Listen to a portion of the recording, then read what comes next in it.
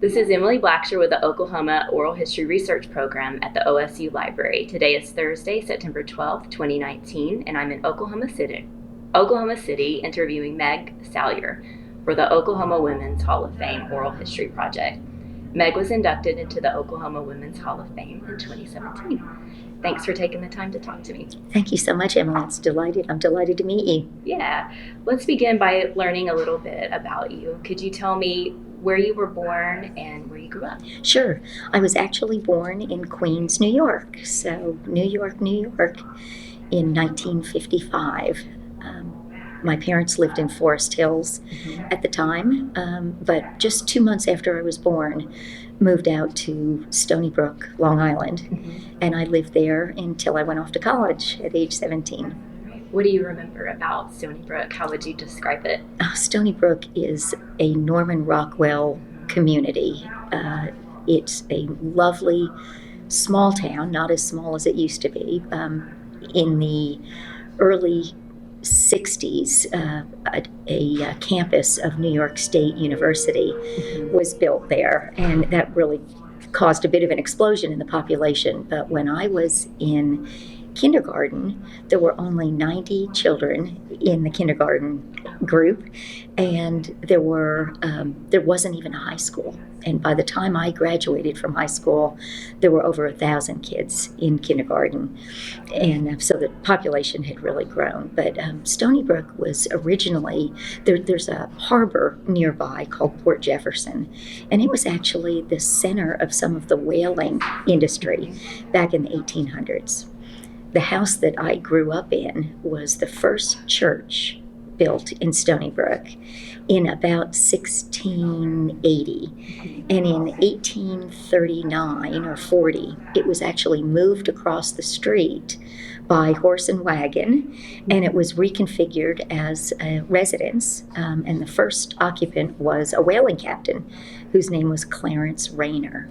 And so it was lovely Main Street community, lots of lilacs and rhododendrons. And my dad was a country lawyer.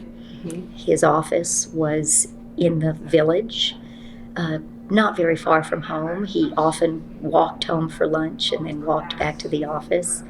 Kindergarten was right down the street. So it was just a really special place. Yeah. How would you describe your dad? Oh, my dad was wonderful. One of his pieces of advice to me early on was to try to pick a life that you want to live and build your career around that. And I would say he did that so successfully. His practice was primarily estate and trust work and real estate. And so that's a practice of the law that doesn't require a ton of client contact. And as a result, in the summertime, he would work in the morning, and then in the afternoons, he could sail or play tennis or fish. We were right near the beach, right on Long Island Sound, and so we belonged to a little beach club called the Old Field Club. It had cabanas, not for staying in, but a little place where you could keep swimsuits and towels and your grill. And so as kids, we would be dropped off at the beach at 9:30 or 10 o'clock in the morning. My mom would cook dinner there every night on a grill, and it would be 10 o'clock in the evening before we got home. And so the beach and the water and swimming and sailing things were all a big part of my growing up. So you have brothers and sisters, or? I have one sister. Her name is Anne Braswell today. She is 6 years younger than I am. And she today lives in Ocala, Florida. She and her husband and my niece Molly, who just turned 26, are in the horse business. And they train primarily youngsters up to age 18 in the hunter-jumper category. Did you ride horses as well? I did not. I was not. Anne went to camp when she was about 7 and just became hooked. And we all thought, growing up, as soon as boys came along at 13 or so, it probably would be a passing fancy. And instead, she met a wonderful, handsome, great guy in the horse business. And they've continued to do that for their life's work. Oh, that's great. So kind of going back to when you were in school, we don't have to go all the way back to kindergarten, Sure. but just those early years, what were your favorite subjects? What did you like to do? What did you like about school? I actually loved school. I really liked being busy. And my mother was an editor of children's books at Charles Scribner and Son before she and my father married. And she was a homemaker and a community volunteer after I was born.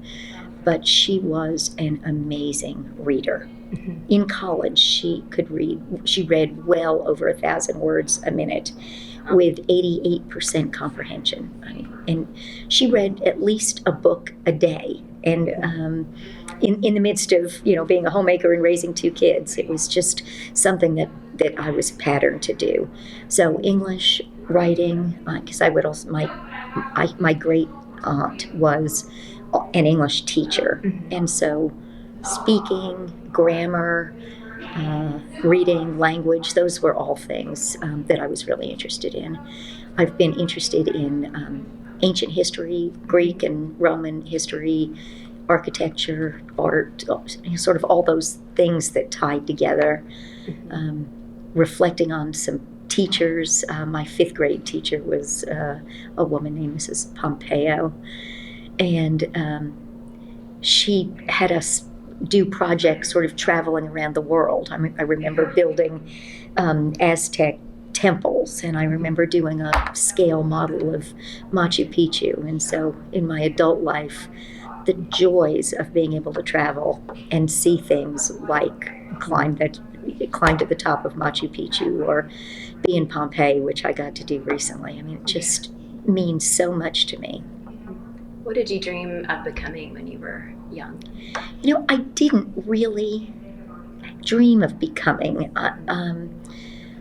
I didn't have a career plan in mind. I knew I was going to go to college, and I ended up graduating from Mount Holyoke in western Massachusetts. I believe still today, I have the longest family tree of women that have attended Mount Holyoke going back to the late 1800s. My mom attended, many branches of her family attended. She was there with cousins and first cousins, and both my sister and I attended as well, although I spent 2 of my 4 college years in Europe. So I did my freshman year and lived in Lugano, Switzerland. I attended American college, now university, called Franklin University, Switzerland, and went to Mount Holyoke as a sophomore. I went back to Europe my junior year and did a semester at the Free University of Brussels, in Brussels, Belgium, and then I did a semester at the University of London. All right. What did you study? So I was studying economics and political science. My degree from Mount Holyoke is in political science with a minor in economics. So tell me about your experience abroad. What did you learn about the world, yourself? A ton. Yeah. So I graduated from high school a year early. Mm-hmm. I mentioned a bit ago that I really loved school, and so I took as many classes as I could every semester. And so by the time I was a junior, I had really taken certainly all of the required classes, with the exception of the fact that you had to take 4 years of English. So in my junior year, I doubled up and took 2 English classes along with whatever else I needed to do. And so I was able to graduate just before I turned 17. So I decided to go abroad for my freshman year of college, whether or not it was going to count. And so I had traveled just a little bit. My grandparents on my father's side actually moved to Manzanillo, Mexico in 1953. They drove from a farm in Maryland down to the Pacific coast of Mexico in an Airstream trailer, and they ended up living there for 25 years. And so as children, my parents went every year in November, and they would take us every other year. But I had really never traveled other than that. So at 17, I was driven to Kennedy Airport, put on an airplane with a group of other students that were going to be attending Franklin, and landed in Zurich, Switzerland, got on a train, traveled for 3 hours to Lugano, met my 2 year-long roommates on that train. They continue to be some of my closest friends to this very day. And my life changed forever in so many ways. Funny thoughts are that I'd studied Spanish in high school, and immediately find ourselves in an Italian-speaking country. So I think for the first 2 weeks we spoke Spanish, right. And people responded to us. And after that, we began to pick up Italian over time. So it was. I truly recall writing a letter home to my dad, saying, "I went to the grocery store today and I got everything I wanted in Italian." And I was so proud, and the confidence that instills in you. It was a long time ago, Emily, and we didn't have cell phones. And kids, young adults, didn't have credit cards. It wasn't, a normal thing that you would do. I actually had a bank account with one of the big Swiss banks, and I had my own banker, and, he would let me, every couple of days I would take 20 Swiss francs, which wasn't very much, but, we became great friends. So it was an experience, the opportunity to travel. Switzerland is a perfect place to be based because it's so close to everything. And we would jump on a train over the weekend and go to Rome or go to Milan or go skiing in the Swiss Alps or go to Paris or...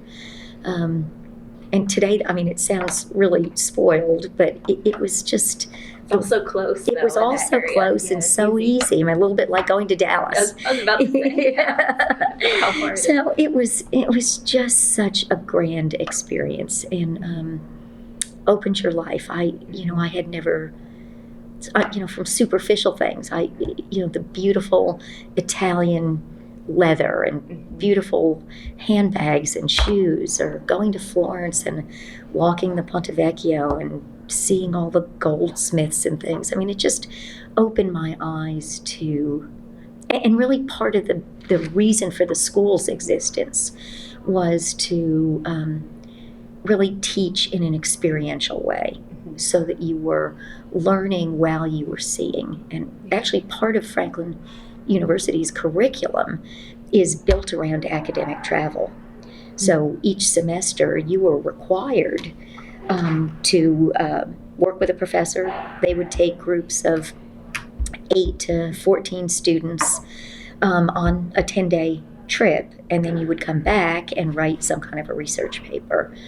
And my thinking about that, rightly or wrongly, was to go as far or to as unusual a place as I could, that I probably wouldn't be comfortable going on my own, knowing that going to London or Paris or Rome was much easier to do. So the first semester we went to Greece and Turkey, and had my first chance to clamber around the Acropolis, and it just still to this day takes my breath away. And then the second semester I went to North Africa and spent most of our time in Tunisia. And it was just a grand experience. Yeah, I bet. And you spent some time in London. I did. So I went to Mount Holyoke as a sophomore, and then I was able to study the course catalog closely enough.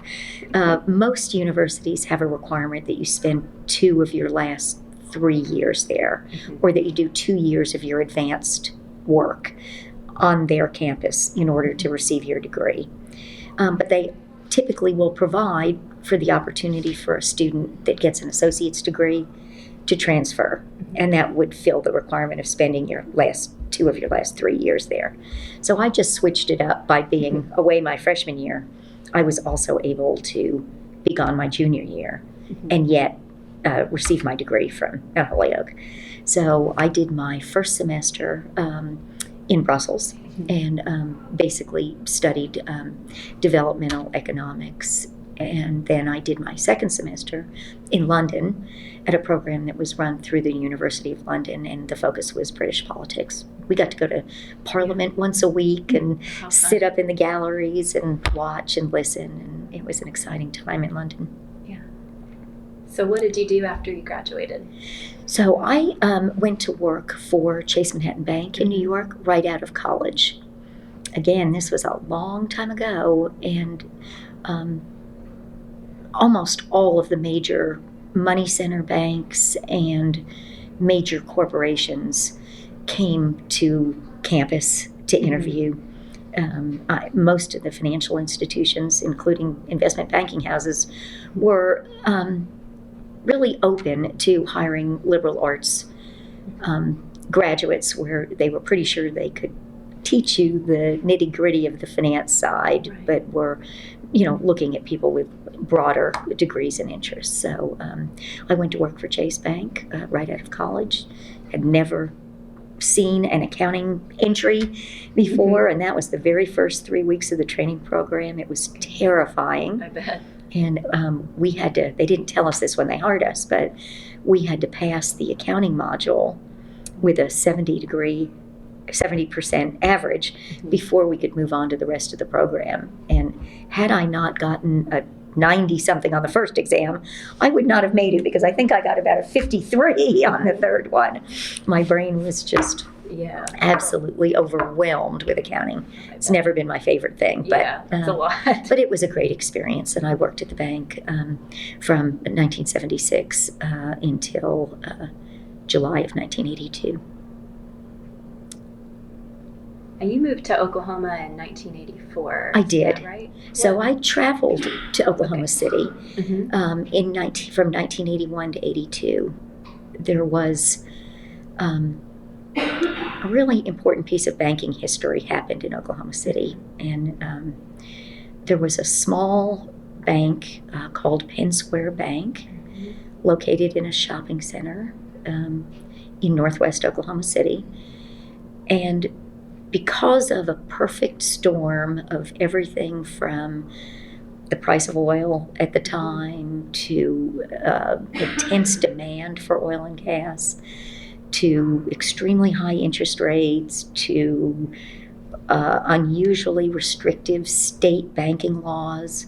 At the time in Oklahoma, you could only have a single bank holding company, and a bank could only have a single branch. So that suppressed in banking what you call the legal lending limit of the bank, the most any one bank can lend to any one borrower. And it was expensive to drill deep wells, and gas had just been deregulated. So it was a combination of factors that caused a lot of the local banks, in particular Penn Square, to develop a strategy where they partnered with larger money center banks. They really functioned more like a merchant bank, where they would be the originator of the loan, but the out-of-state banks would be the participants and would fund most of the lending. And so that went along with incredible speed and growth. There were 5 major bank partners with Penn Square that included Continental Illinois from Chicago, First Chicago, Seattle First National Bank, Michigan National, and Chase Bank.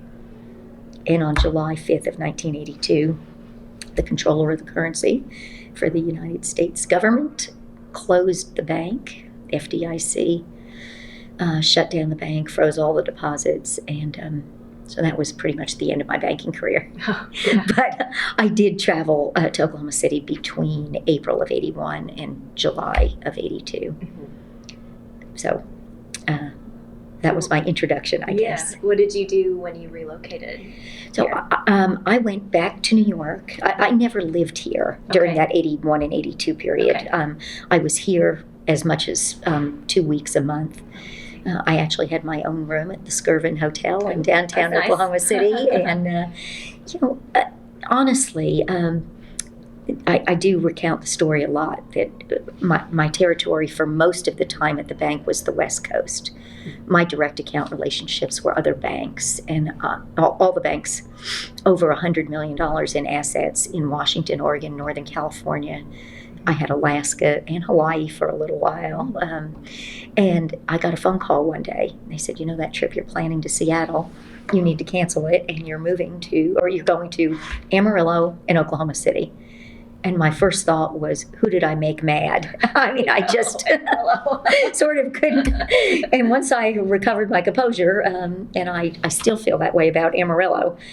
But the first time I came to Oklahoma City, you could feel something special. Mm-hmm. There is really something unique about this state. And I knew it right away. I never would have imagined that I would have ended up living here. In fact, I do also often say that if you had given me in 1982 a list of 50 states, a list of the 50 states where I might live, being a New Yorker, New Jersey would have clearly been 50, but Oklahoma might have been 49. I just wouldn't have imagined that would happen. And, the way the world works, I met a guy. He was a native of Oklahoma City.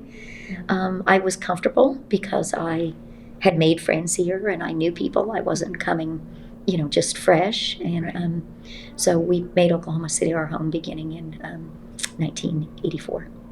And I've been here ever since. Yeah. So how did your career progress from that point until 1995 when you founded this company? How long do you have? No, it's a long story. All day. Yeah. Whatever you want to say. It's a little bit of a winding path. As I said, I really never had a plan. But, the expression about being prepared when opportunity knocks, I at least think I was pretty prepared. And so when I moved to Oklahoma City, my ex-husband was a CPA and did a lot of representation of clients in front of the IRS and was a bit of a serial entrepreneur. And we had an opportunity to kind of watch an investment in what is nicely called neighborhood financial services. That boils down to being check cashing, small lending, Western Union office. We sold money orders. We provided, grassroots financial services to the 25% of the American population that didn't have a formal banking relationship. I like to think about that and describe it really as banking, just taking to a much smaller scale. When you would walk in to cash a check, that piece of paper would be a piece of collateral. And you would be asking us to exchange your collateral for a loan, and you would pay a fee for that. You would pay interest, which was the fee to cash your check. And the risk that we would be taking, just like making any loan, was that the collateral was good and that it belonged to you. And so it really is the same mental transaction. The good news is that in the check cashing business, at least you find out if you've made a mistake in about 2 or 3 days. Right. You don't wait years to discover that you've made a bad loan. So I really took to it. I really enjoyed it. We actually brought a partner from Phoenix, Tucson, who had been in the check cashing business. We provided the financial resources to get started, and I went to work in our first location in Midwest City as a teller, cashing checks for $3.75 an hour from 8 o'clock in the morning until 10 o'clock at night. We were open 7 days a week, 364 days a year. That was really interesting, and we ran that business for just under 10 years. When we sold it, we had 24 locations in 7 different states. We took over a lot of the main downtown Western Union offices as technology was disrupting Western Union out of their main business. Their 100-plus year history had them located in major downtowns, and so we took over New Orleans, we took over Atlanta, we took over Anchorage, we took over Little Rock, Oklahoma City, Dallas. It was a very strange business development strategy, but it worked because it provided, a foothold of income as you were beginning to build your business. So we sold that company in December of 1994 to the largest public check cashing company in the country called America's Cash Express. So from there, that's how you're getting here. Yeah, so from there, there were a couple of zigzags. We made an investment in the oldest regional medical laboratory business that was called Medical Arts Lab. We made an investment in a retail music business called CD Warehouse that was the third or fourth largest retailer of used music. It was a buy-sell trade business. That was complicated and the timing wasn't good. It was just as Napster was launched and music delivery changed, and so that business ultimately failed. Sort of running parallel to that, we had belonged to a business organization for many years called Young Presidents Organization, and had made acquaintances with folks all around the country. When we were in the check cashing business, we used to distribute payroll checks through our locations for a staffing business in Tulsa. And I became well acquainted with the ownership of that group. John Favell owned a staffing company called Accounting Principles. He was interested in moving that business to other cities around the country. He was looking for a YPO partner, and I happened to be that partner. And so we had planned to open, and we opened under the name of Accounting Principles. We had intended to open the Oklahoma City office on May 1st of 1995. And on April 19th of 1995, just 2 blocks from where we're seated right now, the bombing of the Alfred P. Murrah Federal Building occurred. And so the building where the office was to be opened lost all of the windows, the roof was lifted off, ceiling tiles fell out. Every building on the street was severely damaged. And so we obviously postponed opening. And I do think now, and I think back, if I had known how much work and how much recovery there would have been to the real estate side of our business, I probably never would have had the courage to open the staffing firm. But I didn't know, and we did, and so we opened July, that second Monday in July, I think it was July 16th of 1995. We opened the company, and we've just celebrated our 24th anniversary.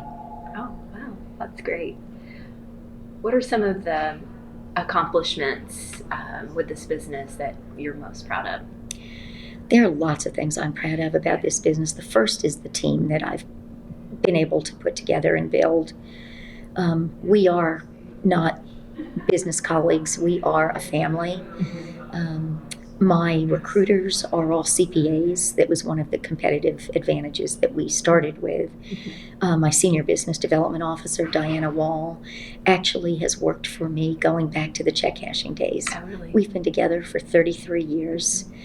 My recruiters have all been here, one for 23 and one for 22. We've, watched each other have children, get married, have children, send our kids through college, have tragedies in our lives, all the things that happen to make life a tapestry have happened to us, and it's incredibly special. So that's one thing.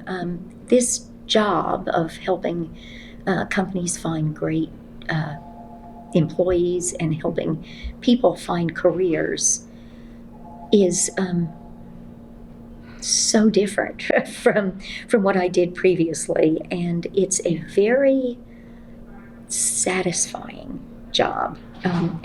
But while it contains urgencies, it's a different feel. If somebody doesn't get an interview on Monday, they're very likely to get one on Tuesday. And so it makes it a great job for someone raising families. One of my team members had triplets while she was working here. Wow. And, because we're a small office and because of the way we've been structured and because technology has grown with us and changed, we've been able to be so flexible. And I think that's really been one reason everybody's been able to stay for so long. Carla was out of the office on bed rest before the babies came. She was out for about 6 months, and we were able to hire somebody to fill in while she was gone. But when she came back to work, there was a period of time that she worked half days, 5 days a week. There was a period of time she worked full days, just 3 days a week. Or, we could really accommodate and make it work for her schedule. So I'm really proud that we sort of took that strategy on before it was customary to do. We have great client relationships. We know so many people in this community, and we know businesses by their personality today. We know that, if somebody walks in with a certain demeanor, dressed in a certain way, with a certain grade point average, we know exactly who to call to market them because we know what they look for. Because we've had so little turnover and because we've been at this for a long time, the value that we provide, I think, is so much greater than just the average staffing company that's trying to get a body into a seat. Right. I think we have something that's very unique, very different in this market.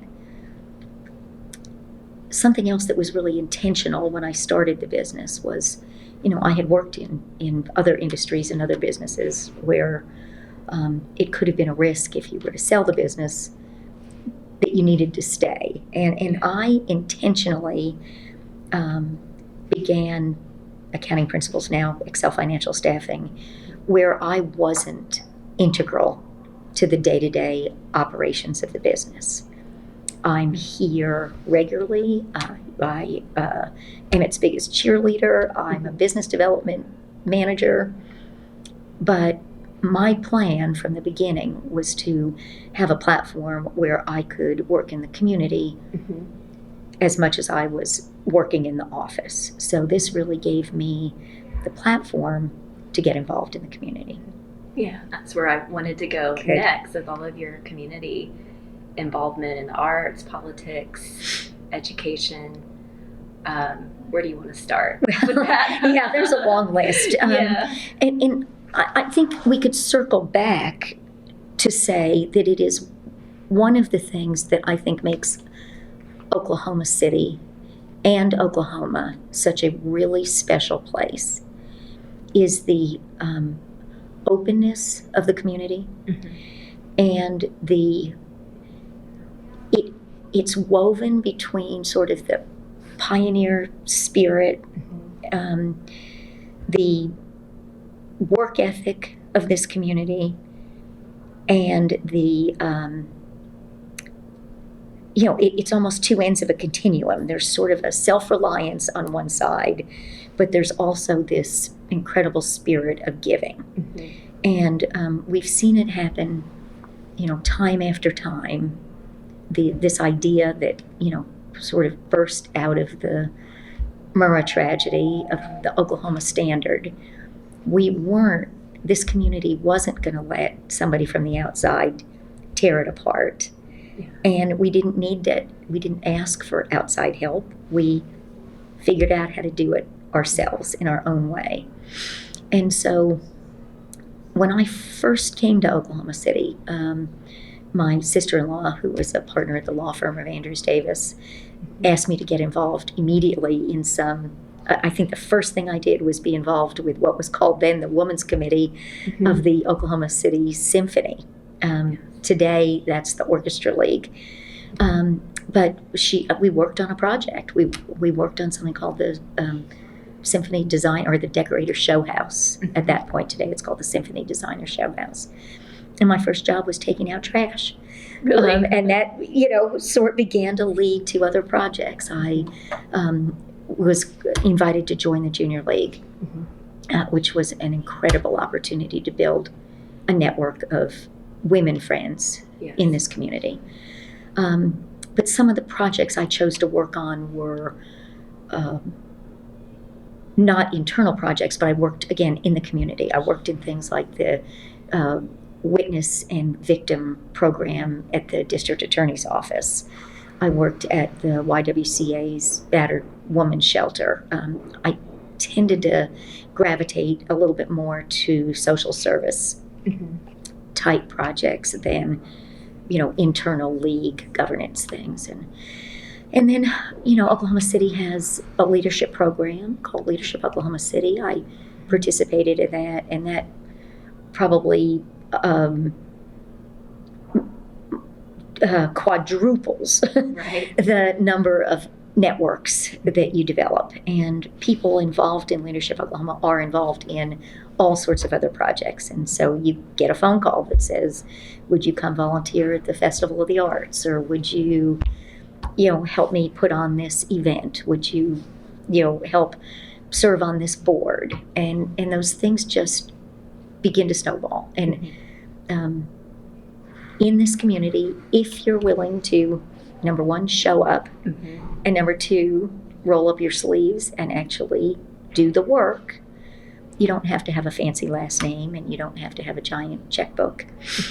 You can be involved. And I have come to believe at this point in my life that what makes a place special to live is how much you can give back and the opportunity to, at a really authentic level, be involved in moving your community forward. And so that probably is the bridge that led me to run for the city council seat. Yeah. I never in this early life plan would have imagined that I would run for elected office. Yeah. What was that like? Well, it was hard. It's hard to put yourself out there. Because obviously somebody wins and somebody loses. And so, first of all, you've got to sort of sort through that. The reason I did it, there were a couple of ingredients that came together to make it seem like it was worth a try. The woman that preceded me, who held the seat for 13 years, was Ann Simak, and she was a fabulous councilwoman. But her son fulfilled his dream of becoming an Oklahoma City firefighter, and by charter, they couldn't both work for the city. And so she retired and left a 2.5-year unfulfilled term on her seat. So normal council seats are 4 years long. And so I thought, when I got a couple of phone calls saying, would you consider doing this? I thought, well, not sure, but surely anybody can do anything for 2.5 years, even if you hate it. Right. Time Flies. So the window seemed like a good one. And then I actually went up to Stillwater to an OSU football game with my dear friends Clayton and Marnie Taylor. And I say that they had me locked in the car, 45 minutes up and 45 minutes on the way back. And we really talked at length about what that council seat would be. Was really an extension of the work I was already doing in the volunteer community, only taken to a slightly higher level. At the municipal level, we don't deal with, or very, very rarely had to deal with, divisive political issues.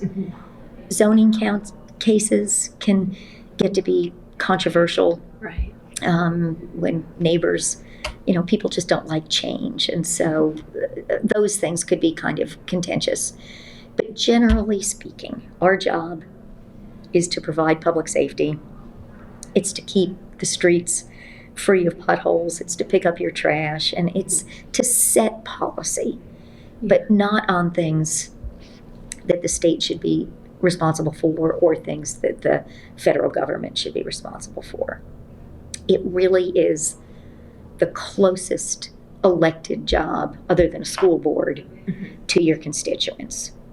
And so, we dealt with very complicated issues like backyard chickens or tell me about that. Trying that to sounds fun. well, and it was really interesting, and it took there's a lot months to it. and months and months of talk and compromise. It is a very, on the surface, it seems like a simple thing, but it's not simple at all. And there were people that wanted them and wanted them all over the city. And there were people that absolutely didn't want them and didn't want their neighbors to have them. And my opinion became, and the ordinance that I actually introduced was one, and let me say, currently in Oklahoma City, you can have backyard chickens as long as you live on an acre of land. And there are lots of residences in the center of the city. I lived in one at 32nd and Harvey Parkway that is an acre in size. So even in the center city, if you had enough land, you could have chickens. So the restriction was on smaller lots than that. And most of the approaches that people were taking were as if you wanted, it was balanced in favor of the person that wanted them. My approach was to say that if you wanted to have chickens, you needed to get your neighbors to agree to it first. And that happened because I had somebody call me who said, I moved into this neighborhood in a densely populated place because I wanted an urban experience. I chose not to live in the country. And if my neighbors get chickens, I'm going to have to move. And I didn't think it was fair that the burden should be on the person that moved there because that was the rule. I thought it should be the other way around. That ended up not passing. And so the ordinance on the books to this day is that you have to have an acre of land in order to have chickens. That's kind of a funny example, but there were people at City Hall talking about chickens for months and months with buttons and signs and Stillwater. So I often say it takes us about 30 seconds to vote to approve a $90 million bond sale and 6 months to talk about backyard chickens. But, it's all part of quality of life. And that is why I loved the job so much. I served for 10 and a half years, decided not to run for re-election in April of 19. But what I loved about it so much was every day you had a chance to help somebody, whether it was as simple as kind of navigating City Hall. It's complicated, and we've got 4,800 employees, and knowing where to go or who to ask, was a big part of our job, just connecting people with the person that could really help them. Or dealing with difficult subject matter. One of the hardest things that I worked on toward the end was trying to come up with reasonable regulations for home sharing. Airbnb and such. We had historic neighborhoods that didn't want to allow the option. They were worried about somebody coming in and, for a football weekend and renting one of the big Heritage Hills mansions and having giant, loud parties. Some people felt like we needed to tailor it just to the beginnings of Airbnb, where you were home, and you rented a room in your house. You didn't rent an entire property. On the other hand, other smaller neighborhoods were finding homes were being renovated in their neighborhood to be used specifically for that purpose. And so it was a benefit to the neighborhood. It was very complex to try to bring people to compromise. I'm thinking of, there's a book out a couple of years ago, maybe a little bit longer, that said something to the effect of what the most successful people do before breakfast. And it's all about organizing your time and your day. What's a typical day for you like? How do you get all of this stuff done? Not always very well all the time. I am not as formally organized as I wish I were. And every time I default back to to-do lists and keeping notebooks, I do a lot better. Yeah. It really does make a difference. I do try to plan my day the night before So that I certainly never go to bed without looking now at my phone to see what the day looks like going forward. But the pace at which I've had to function for the last 10 years has really left me running. There are many, many days where I feel like I'm late to the first meeting and have to leave it early, and I'm late to the second meeting. You're shaving a little time everywhere you go. Having not serving on the council has freed up some preparation time for me, where there was so much reading and work to do with council work that I've freed myself up now so that I am a better board member of other organizations. I generally have time to read packets and things beforehand. But every one of my days is a mixture of whether it's administrative work for myself. I manage 9 commercial buildings in downtown Oklahoma City. So, I've got bills to pay and tenants to talk to and roof repairs to oversee. And so I spend some time on the real estate business. I probably have 2 or 3 nonprofit meetings every day. And then I am here trying to build business for Accel. So it's exciting. Every day is different. Nothing looks the same, but I try to get up in the morning. I do read the newspaper. I physically get and try to read through the newspaper just to, see kind of what might be happening out there. But otherwise, I tend to work 7 days a week when I'm in town. And I travel a lot when I'm not. So that was maybe my next question. What do you like to do to de-stress or recharge? Is it travel? Travel would probably be top of that list. I try to take 2 or 3 fairly significant trips every year. I'll be gone most of November in Vietnam and Cambodia. I own a second home out on the West Coast, and so I try to get out there a couple of times a year. I spend some time around a little lake close by to Oklahoma City, and so being able to sit on the back porch and read a book and have a glass of wine is my de-stress time.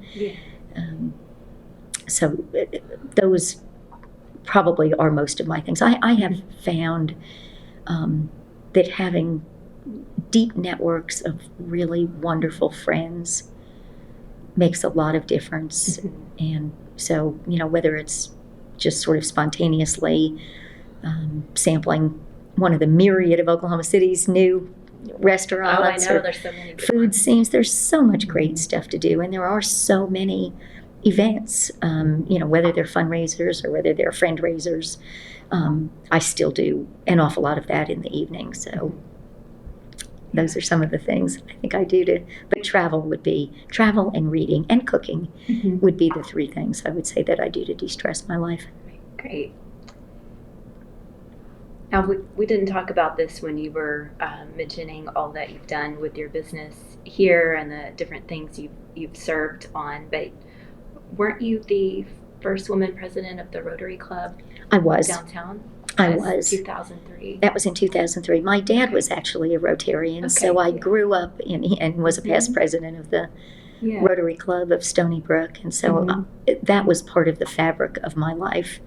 Said my mom was, a homemaker, but she was also a community volunteer. She worked as a candy striper in the hospital for many, many years, and my dad was chairman of the hospital board for a number of years, and so volunteering was just part of what we always did. And so I've been involved with Rotary for a long time. I I did serve as the first woman president. Women were admitted into Rotary, I think, in 1989. And so it took until 2003 before they had a woman president. It took 10 years for Marion Payton to be the next president of the club. But I have really enjoyed participating, particularly in some of the international projects. I spent a month in India and Nepal doing polio immunizations with a small group of Rotarians, mostly from Alaska of all things, but it was a great experience. I currently serve as the board chairman of the Civic Center Foundation, and I'm the vice chair of the board of the Oklahoma City Museum of Art. I'm chairing the search committee for our new CEO and president. I'm on the board of Oklahoma City University, the board of SSM Health, which here is St. Anthony Hospital, the United Way. There are lots of others. You don't sleep. There are lots of others. I don't sleep a lot. That is one trick, exactly. Yeah. And speaking of art, this building, we were talking about this before we started the recording. Could you tell me a little bit about the space and kind of the art that you've selected to have here? It really is such a nice environment. Well, I have been a collector for a long time. Some of this, interestingly, really traces back first to college. I did study art history and have always loved art and architecture as they combine. But I had the privilege when I worked at Chase Bank. David Rockefeller was the chairman of the bank at the time. And we as young officers would travel with him if he were going out to the West Coast for a bank trip or to visit some of his own investments. We would often go along and join in meetings with our clients. So as I said, my direct accounts were other banks. And so when we would go to San Francisco and call on Bank of America, he would call on the chairman of the bank, and we would get to participate in those meetings. Now, when we would come back to New York, the bank had a plane, and we would often fly into Westchester Airport and drop him off at home, and then he would have his driver bring us back to New York. So several times I had the chance to visit his home and tour.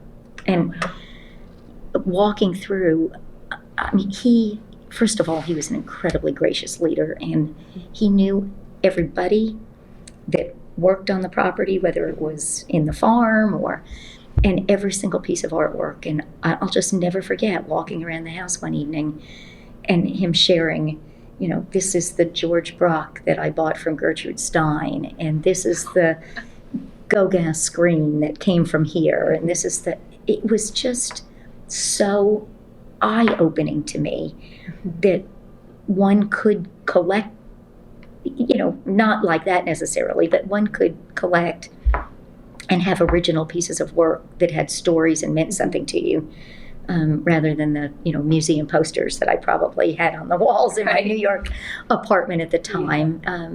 And then I had another experience in New York with a friend of mine whose family had a magnificent collection, and just to walk into somebody's library and see a Monet water lily hanging over the fireplace was just meant a lot to me. So I've always tried to study and learn, and I wasn't sure when I came to Oklahoma City what I might find or what I might like. But I stumbled across the Taos School of Art, and that sort of led me out to some early California artists like Carl Oscar Borg and Maynard Dixon. And I began going to auctions. I began looking at auctions online. I began attending tons of events out at the National Cowboy and Western Heritage Museum, and began getting to know some of those artists and buy work and go to gallery openings. And I don't have a strategy. It's a little bit like my life. I don't really have a collecting plan. I try to acquire and display what I like, what speaks to me. I love to get up in the morning and walk by something that makes you smile. And art should, in my opinion, art should do that for you. When I lived in Heritage Hills, I actually had a curator come by once, and they walked through the house and later said they could tell every single thing that I had purchased and every single thing that I had purchased that somebody told me to buy. He said, never do that again. Don't, you really need to just trust your own instinct, trust your eye for what you want to do. So this office is, I think I shared it before we moved in, it was the home of the IAO Gallery, which is the Individual Artists of Oklahoma. And so within the confines of the kind of space we needed, we tried to keep as much intact as we could. The beautiful terrazzo floors and things were all here. And so the collection, the space is so light and open and airy. I tried to mostly find more contemporary work than I have at home.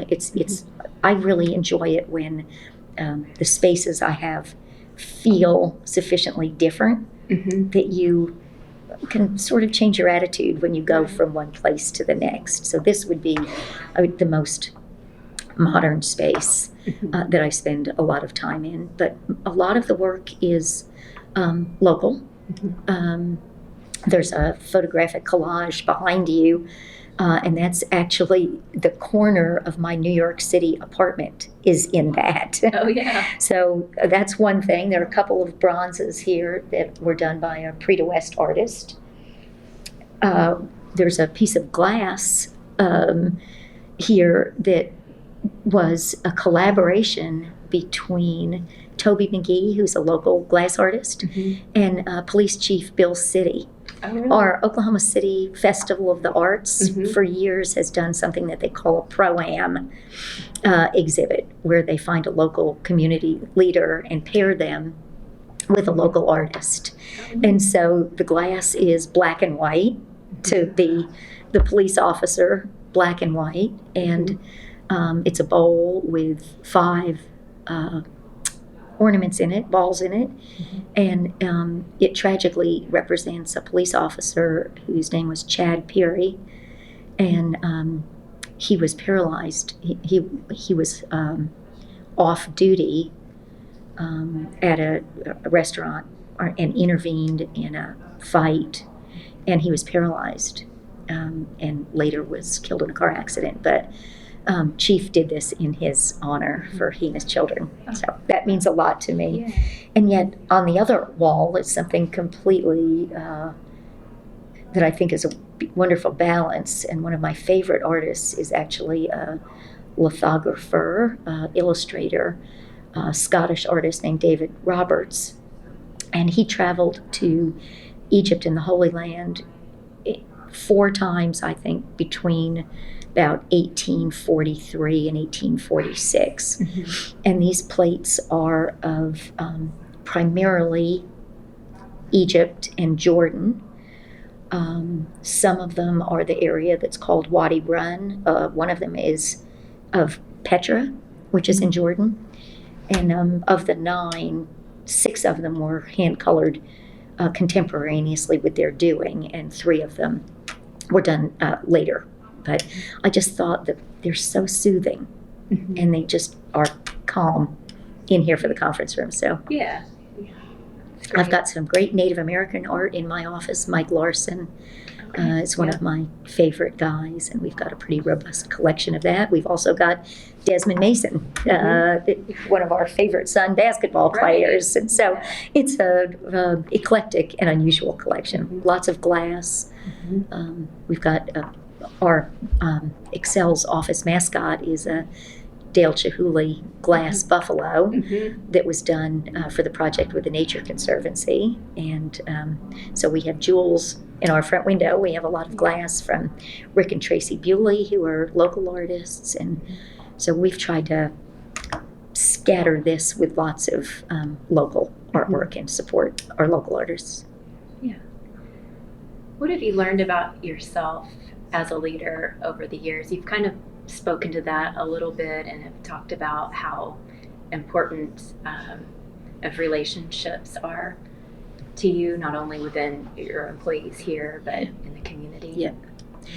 I really think that a good leader provides the space or the platform and provides the tools and the resources for people to do their jobs well and to move over and let that happen. In this business particularly, it's a very unique sort of setup because really everybody that works here is their own entrepreneur.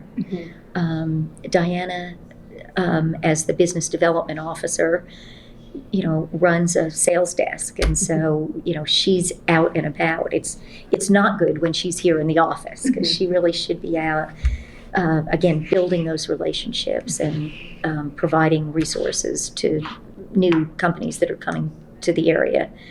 And then the recruiters sort of have their own desk of clients. They have people that they've worked with for 20 plus years, and they've got candidates they're working with. So it's a very, although we're all connected, and it's important for us to be in the same space, so that if a candidate comes in for an interview and Debbie's interviewed them and Renee has the job opening, they overhear each other just enough. It's kind of why the office was designed to be open and interactive, so that we really can share in those conversations without having to interrupt, each other's days. But I really feel like my job is to maybe be the glue that keeps it together, and to be the cheerleader, and to set the tone for fun. My partner, who I referenced earlier, John Fable, was a huge mentor to me in learning about leading with joy and generosity and compliments and support.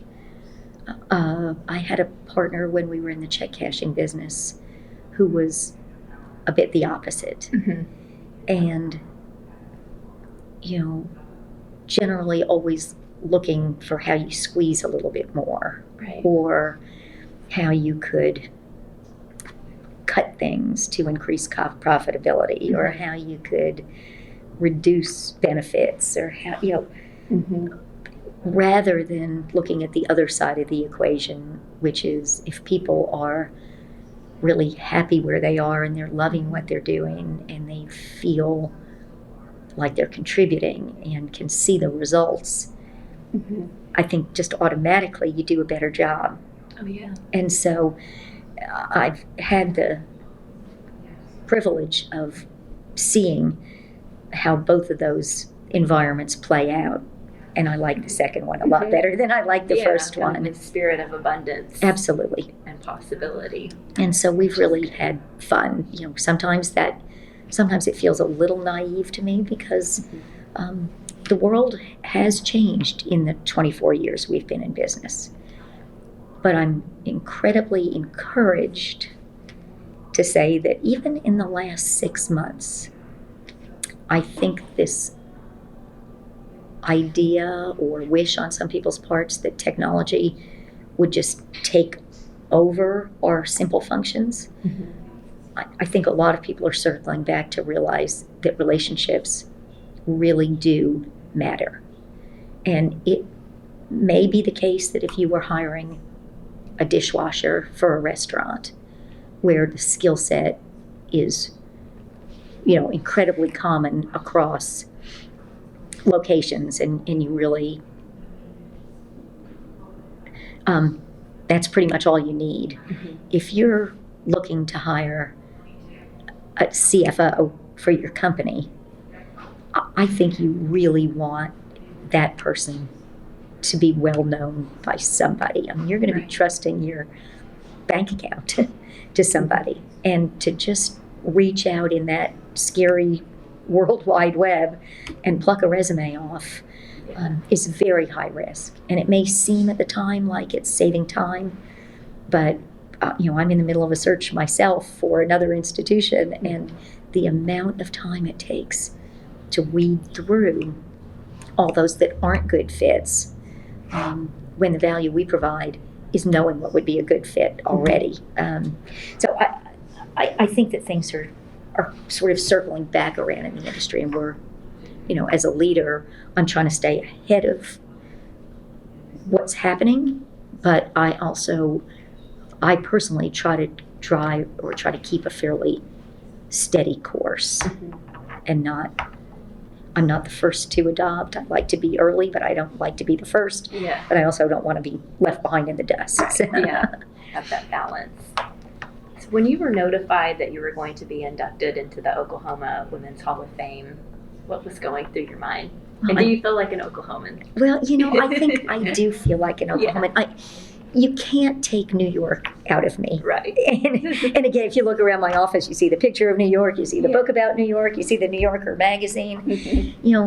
I remember feeling as a young person, maybe a young teenager even, and I feel this way today. I could not imagine how lucky I was that I was actually born in this country, that I was born in New York, that I was born speaking English, that, a city that most people dream about maybe getting to visit once in their life was my backyard. As a kid, my mom would take me into New York City to get my hair cut, or, my grandfather lived in a wonderful little apartment right near Grand Central Station. And so New York City was and continues to be my pattern of what a city is, and my just my joy. I love going there.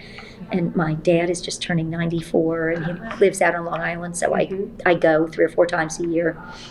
I love New York, and I love to visit it. And from time to time, I have thought, would it make sense to move back to the city? That's very, very unlikely. My life is here, and it's here because of the things we've talked about. It's just, if I lived in New York, I wouldn't have the ability, I don't think, to serve on any board. Nevertheless, think about chairing an art museum board, or chairing a civic center board, or being on a university board. It just wouldn't have happened.